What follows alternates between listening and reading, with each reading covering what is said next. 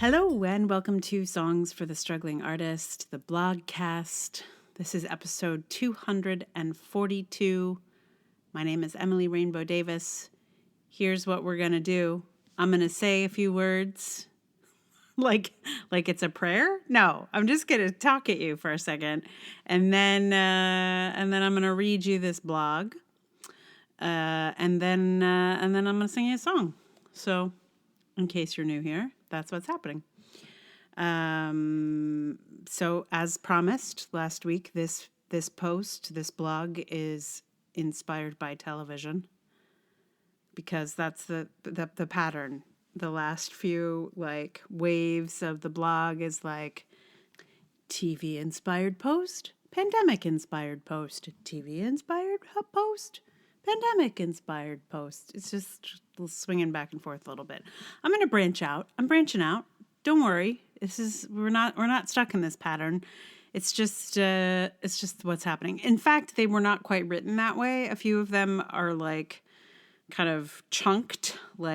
These are all pandemic posts, but I don't want to exhaust everybody with the same kind of thing over and over again. So I have held back or pushed forward things so as to not be beating on a drum. Yeah.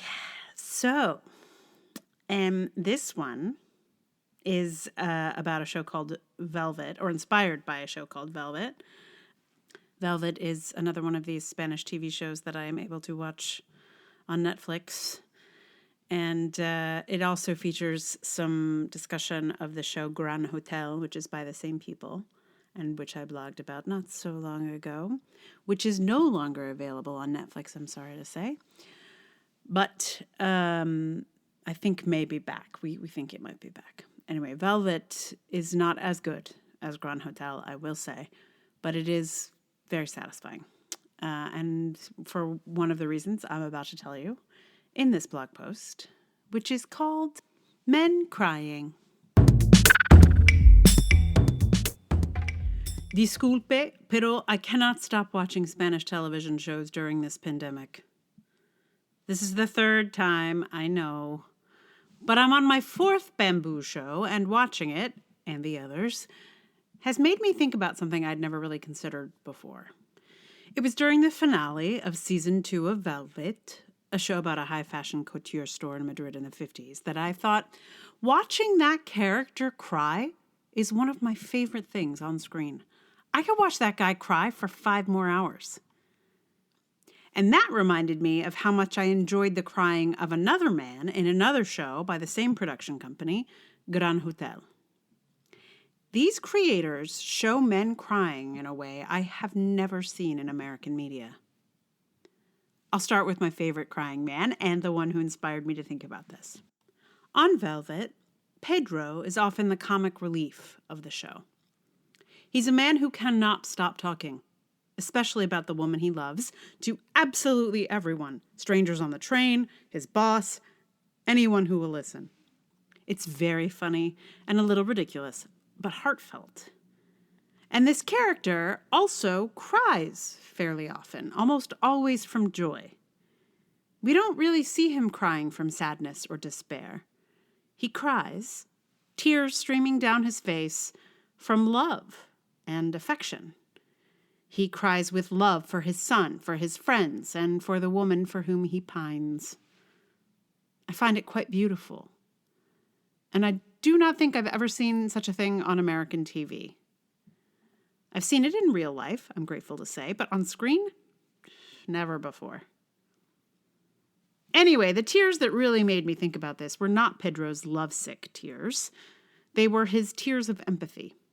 Pedro, played by Adrián Lastra, by the way, I shouldn't ignore the extraordinary skill of this actor in this, expressed his sympathy to an older man who had lost the woman he loved. And Pedro's eyes filled with tears, and so did mine, and damned if we didn't all cry together. I don't think I've ever seen anything like it. 2 men crying together is apparently my jam. Attention, American media producers. I think you can start to make a dent in your toxic masculinity machine by putting more crying men on your screens. Which brings me to the other crying man, the one from Gran Hotel. Unlike Pedro on Velvet, who is pure clumsy goodness, Diego on Gran Hotel is the bad guy. We know he's bad from the minute we meet him. He's manipulative and dangerous, and from the start we are worried about the female lead who is being compelled to marry him. He is trouble with a capital T. And as the show goes on, he turns out to be a crier. He cries about genuinely difficult stuff. He cries over his troubled personal history and over his feelings for Alicia, the female lead. In fact, I think it is only when he is with Alicia that we see him cry.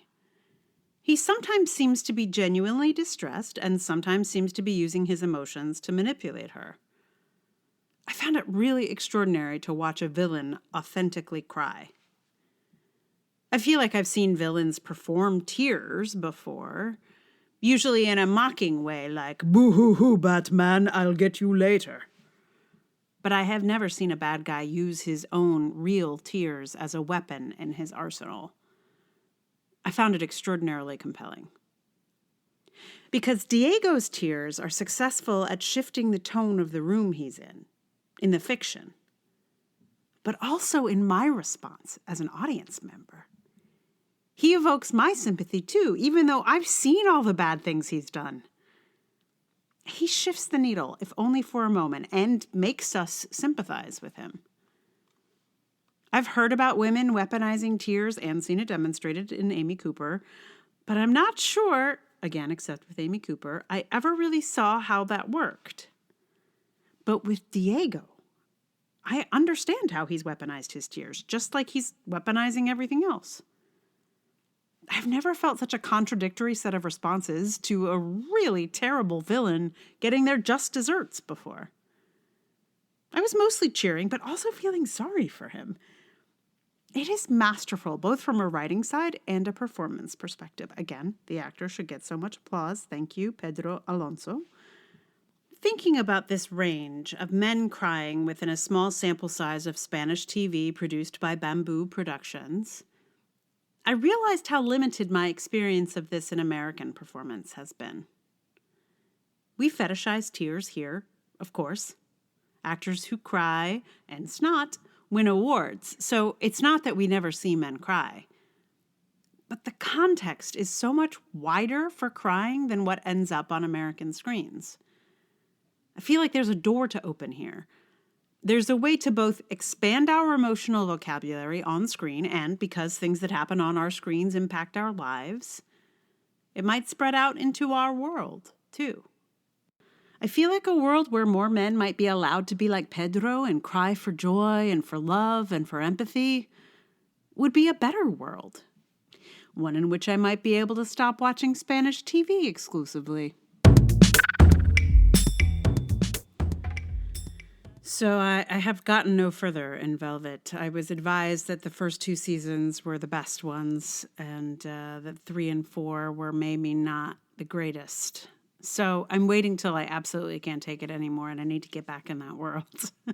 Because the end of season 2 felt like a really nice ending, actually.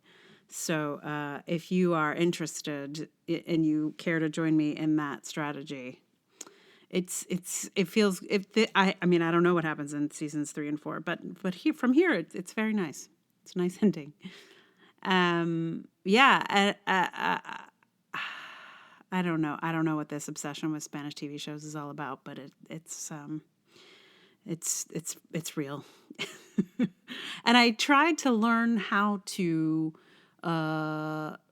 rip a scene, be able to, because I couldn't find this available anywhere but on Netflix, and you can't link to a scene on Netflix in a blog, because I thought people would like to see the scene. It's only 20 seconds or 30 seconds or something, but I could not figure out the tech.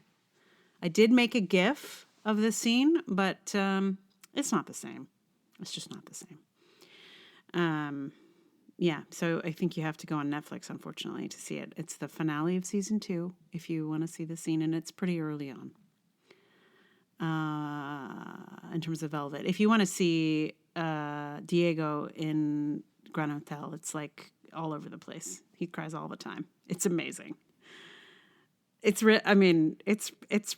extraordinary. Like I when it was happening, I was impressed by it. I was like, wait a second, this guy's making me feel so sorry for him, and I know he's a bastard.